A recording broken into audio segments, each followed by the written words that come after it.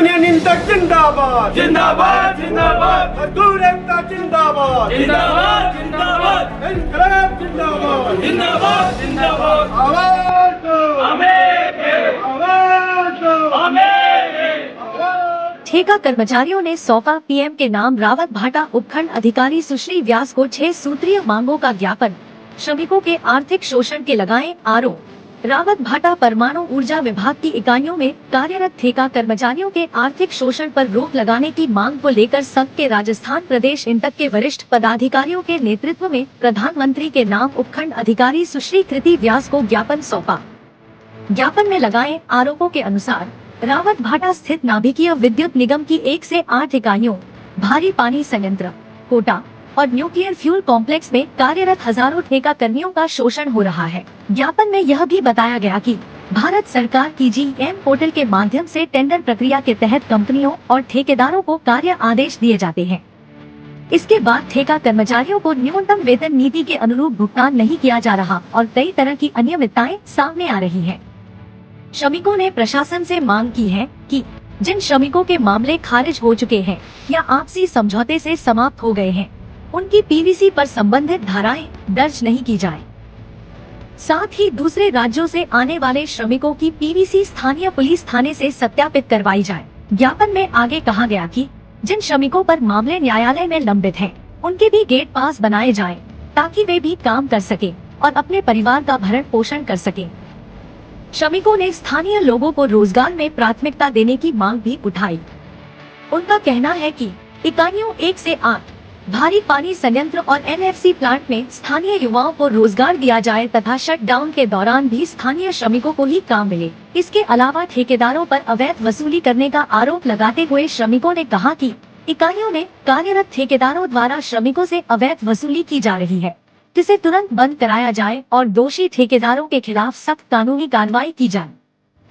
साथ ही electrician, helper, rigger, welder, feeder और खलासी जैसे पदों पर स्थानीय श्रमिकों को ही रखा जाए तथा सभी कर्मचारियों को नियमानुसार वेतन और ओवरटाइम का डबल भुगतान दिया जाए। उक्त मौके पर इंटक प्रदेश वरिष्ठ उपाध्यक्ष डीपी सिंह, कार्यकारी अध्यक्ष संजय हाडा, महासचिव संदीप लोट सहित कुंदन सिंह, परमजीत सिंह ढिल्लो, पांडुरंग शार्दुल, जाहिद अंसारी, लियाकत अली, मनीष पवार, कमलेश सिंह, धर्मराज बारेशा, विकास आदिवाल, विशाल घावरी, दीपक संगत, विनोद बारेशा, गौरव चौहान, निखिल घुसर, गोलू पगारे, गौरव रेगर, राकेश, भीमराव सोनवणे, पप्पू सिंह व बड़ी संख्या में सक्रिय सदस्य उपस्थित रहे। प्रधानमंत्री के नाम स्थानीय प्रशासन के तौर पे काम करने वाली उपखंड अधिकारी महोदया को ज्ञापन दिया।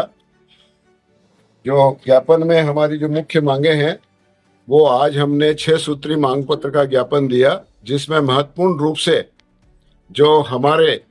काम करने वाले ठेकेदारों के पास कंपनियों में काम करने वाले जो हमारे कर्मचारी हैं, किसी कारण से उन पे पुलिस केस लग जाता है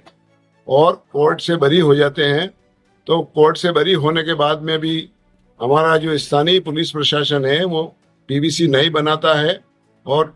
एनपीसीएल मैनेजमेंट भी उस पीवीसी को मानता नहीं है। तो सबसे पहले तो जो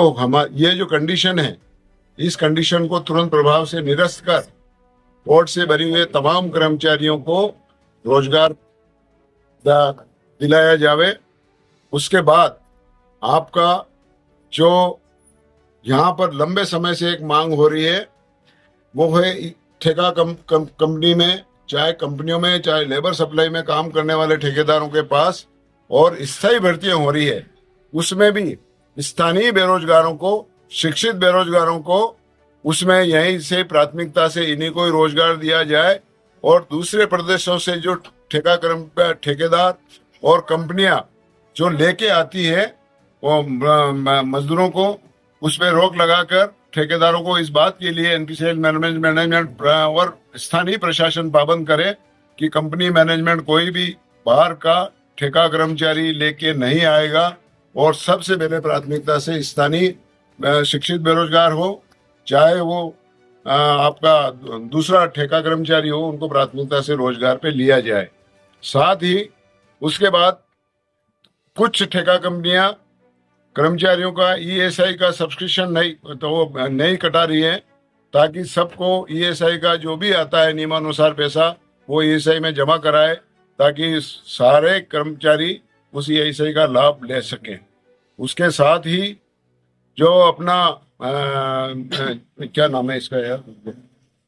एसडीएम साहब ने जो हमने माननीय प्रधानमंत्री महोदय को ज्ञापन दिया है